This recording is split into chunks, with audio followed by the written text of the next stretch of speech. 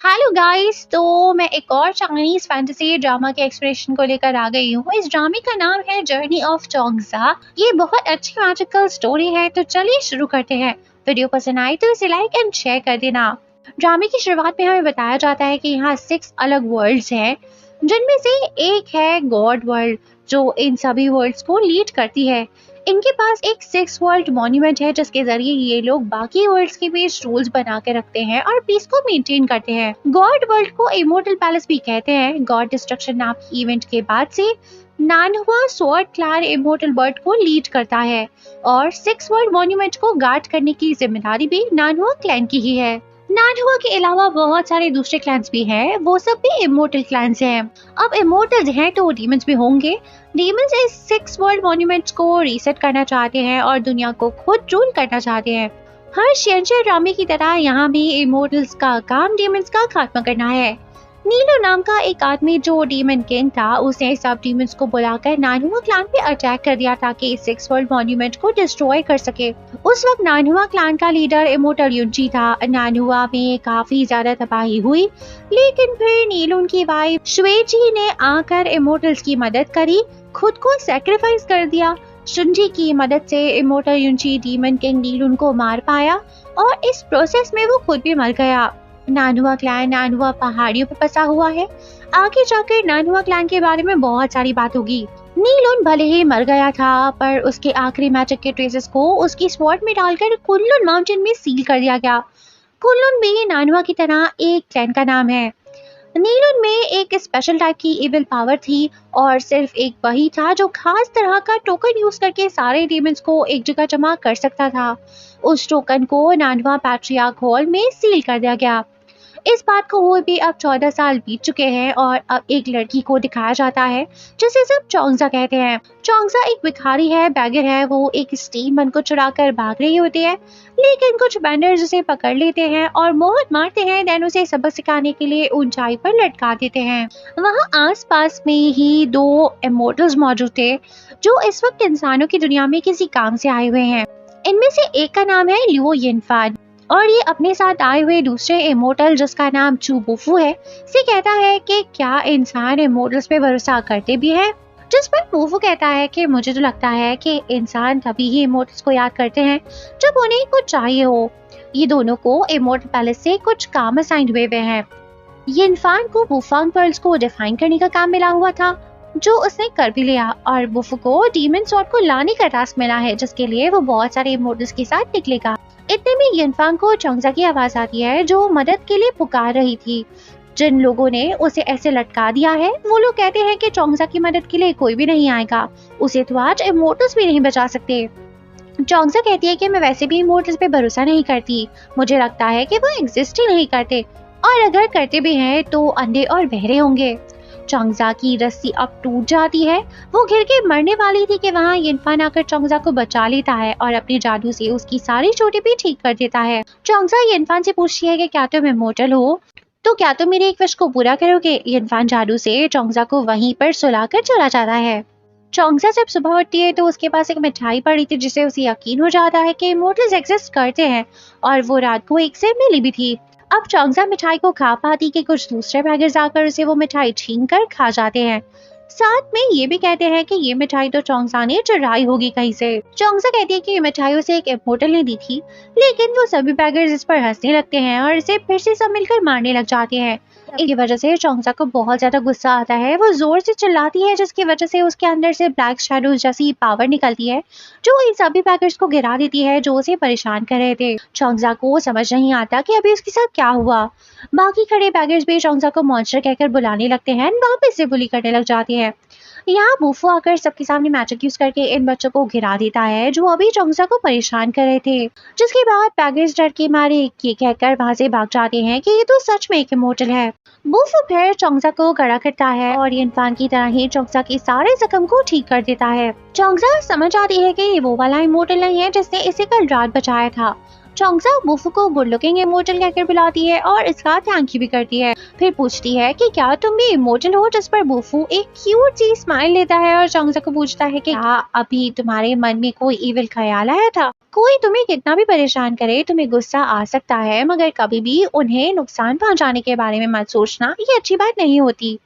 बुफू चोंगसा के हाथ में एक तरह का मैजिक छोड़ देता है, जैसे कोई और उसे दोबारा बुली नहीं कर पाएगा। चोंगसा कहती है कि मैं भी इमोर्टल बनना चाहती हूँ, इसके लिए मुझे क्या करना पड़ेगा?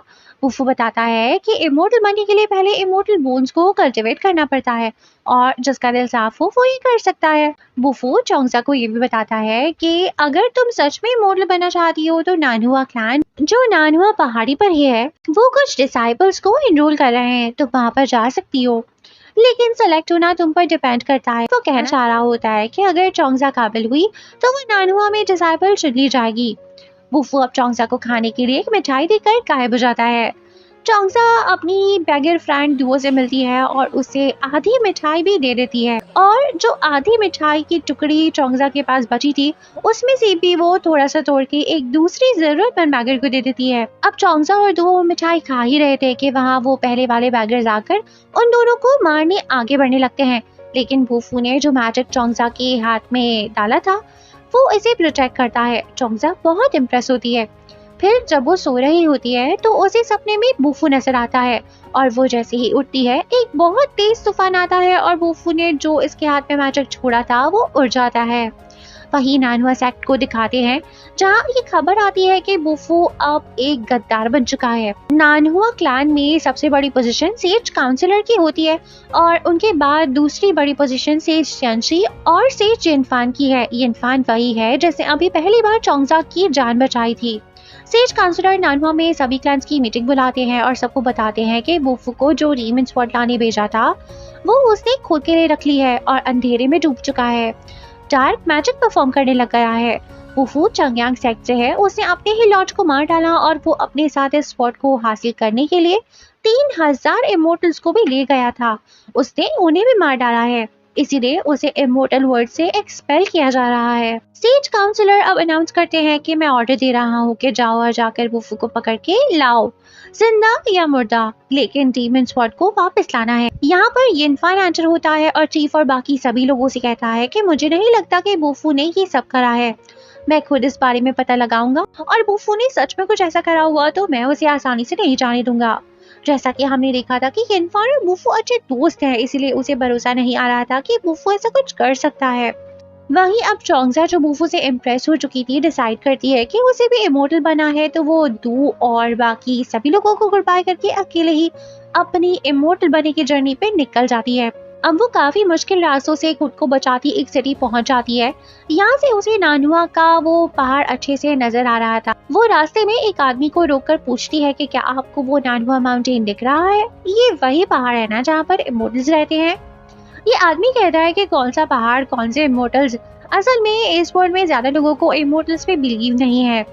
एनीवेज चोंगसा को तो पहाड़ नजर आ रहा था, इसलिए वो उसकी एंट्रेंस तक पहुंच जाती है, पर वहाँ ऑलरेडी काफी लोग आए हुए थे जो इमोर्टल बनना चाहते हैं। सब चोंगसा को लेकर बोलने लगते हैं कि अब बैगर्स भी इमोर्टल बनेंगे। यहाँ एक लड़का भी आया होता है जिसके कपड़ों को देखकर लग रहा था जैसे वो काफी अमीर है। इस लड़के का नाम चिन ख है। चिन ख को ड्रॉप करने के लिए उसकी माँ भी आई होती है, जो कि उसको एक लेटर देती है और बताती है कि ये लेटर खुद उसके पापा ने लिखा है सेज टियांशी के लिए। लोग बातें करने लगते हैं कि चिनका के पापा सेज टियांशी को भी जानते हैं। लगता है इमोर्टल्स को भी अमीर लोग पसंद आते हैं। चिनका बार बार अपनी माँ को जाने को बोल रहा था, वो किसी और की सिफारिश से नहीं खुद के बलबूते पे इमोर्टल पैलेस में जगह बनाना चाहता था। यहीं पर एक और अमीर लड़की आ जाती है जिसका नाम मियाओ युआन है। वो 9th रॉयल प्रिंसेस है। सब लोग उसे देखकर रिस्पेक्ट पे करते हैं सिवाय चोंगसा के। वो बोलती है कि इमोर्टल पैलेस में जाने वाले सभी लोग इक्वल है। अब यहाँ एक म्यूजिक बजने लगता है जिसका मतलब था कि अब इनका टेस्ट शुरू हो चुका है। टेस्ट ये है कि इन्हें नानुआ के पहाड़ तक पहुंचना होगा। यहाँ एक ब्रिज अपीयर हो जाता है जो इन्हें पहाड़ के थोड़ा करीब ले जाएगा। चिनका सबसे पहले इस ब्रिज पर चढ़ जाता है, लेकिन हर कदम को सोच समझ के ले रहा था। लेकिन कुछ लोग ज्यादा ही बेसब्रे होते हैं जो ब्रिज पे चढ़कर तेजी से आगे बढ़ जाते हैं, लेकिन वहाँ ट्रैप्स लगे हुए थे जिस वजह से वो लोग ब्रिज से नीचे गिर जाते हैं।